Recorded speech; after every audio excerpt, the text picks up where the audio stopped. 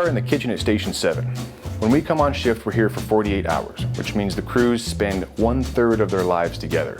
Roasted red peppers. So naturally, food and meals are very important to the fire service as they bring crew camaraderie. So at the beginning of each shift, one person collects money from the other firefighters and is generally in charge of planning the menu for the whole shift. New firefighters are encouraged to have at least one recipe up their sleeve they can throw down whenever they need to. This is a relatively busy station, so a simple recipe is important. I need something that I can make, leave on the stove, and forget about all day in case we run a lot of calls and don't make it back until dinner time. Having grown up working in an Italian restaurant, naturally, I like to make a spaghetti sauce that's kind of universal that can be used for pizza, calzones, or Sunday night spaghetti night. It's simple, easy to make, low maintenance, and you can do it at your house. This recipe typically takes me about 10 minutes to put together. You might think of a traditional old-style recipe where you're sitting in the kitchen chopping tomatoes and other vegetables all day. It's not that involved. It mostly comes from cans, a few spices, set it on low for 6 hours, and forget it. So when shopping for this recipe, I typically like a sauce to paste ratio of about 3:2 or 4:3, depending on how the cans come packaged. For example, today we bought 30 ounces of sauce and 24 ounces of paste. That'll work. It's enough sauce to feed approximately 7 people. You know, growing up, food was a very important part of our family. There were several recipes that my grandmother made back in the old country, as she used to say, that she passed down to my parents, my mom and dad, and they've passed down to me. And I've tried to bring those kind of here to the fire station to keep that sense of family alive and well. To start off, I like to rinse off all the tops of my cans because that's what my grandma used to do. Open the cans, pour the sauce and the paste into a pot, fill up all the cans with water, pour that into the pot to get all the sauce that's left over in the cans into the pot, and then add another 15 or so ounces of water.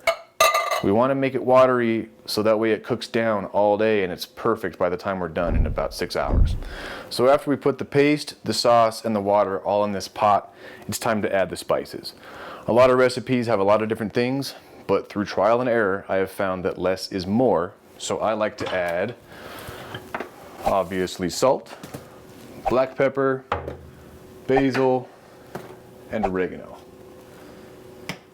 Some sauce recipes out there have sugar already in them, or you have to add sugar. It's a great way to get heartburn, so we leave that out. I don't measure much, but I do measure the salt. So for this quantity, 4 teaspoons of salt seems to be a good starting point. You can always add more later if you think you need to. All right, this is where things get real technical. I add about this much oregano. Like I said, less is more. A little bit less basil.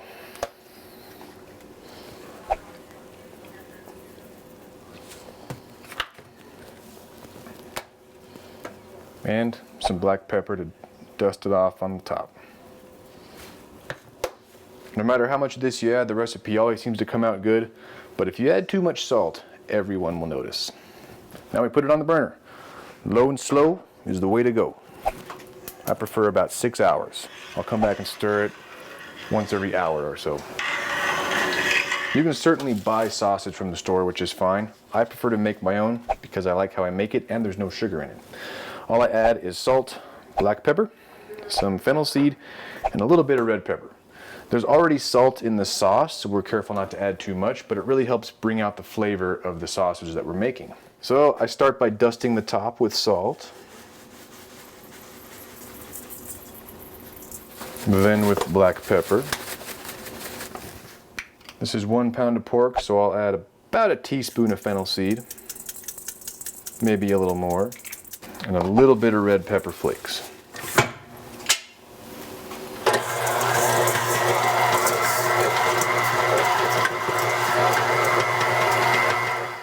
We know it's done when it looks blended well, usually about 30 or 45 seconds with a KitchenAid. If you're doing it by hand, 3 minutes. Finally, I'm going to add a little bit of garlic to the sausage while it's cooking. Why I chose to add the garlic into the sausage and not the sauce itself, well, makes about as much sense as why I never measure anything.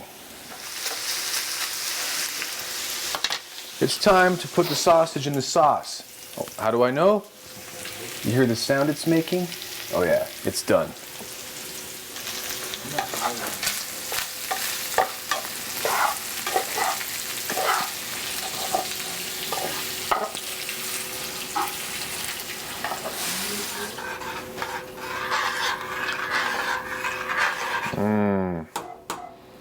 All right, see you this evening.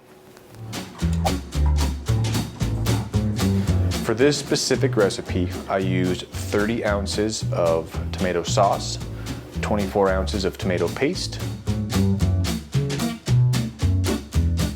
4 teaspoons of salt, oregano, basil, black pepper.